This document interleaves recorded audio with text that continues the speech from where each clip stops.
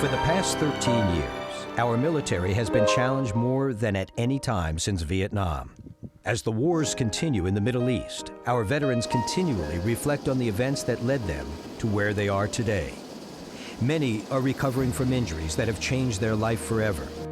Others are carrying emotional wounds that may not be visible, but in many cases are more damaging than the physical trauma. I mean, the hard part is I'll be walking around with some of my buddies or other service members that have sustained injuries, and because of my prosthetic arm, a lot of folks will come up to me and say, hey, thank you for your service. And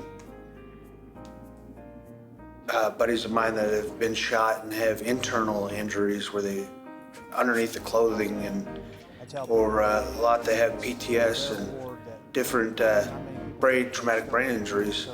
Those are the scars you can't see, and so that's what makes it harder, is knowing that people recognize something that they can visually see, but how do you recognize something that you can't visually see?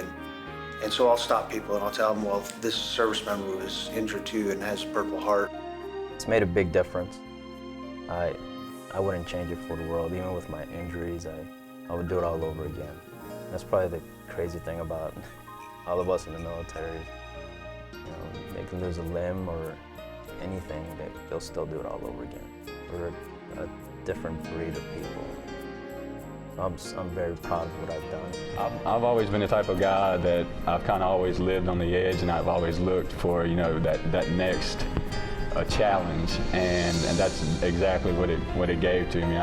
It's one of the most proudest things that I've ever done in my life. I think it's one of the best decisions I've ever made in my life, and I wouldn't think twice. I'd absolutely do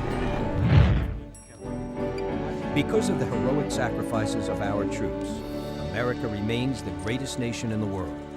We hope you have enjoyed this special holiday edition of Chevrolet Everyday Heroes Come Home.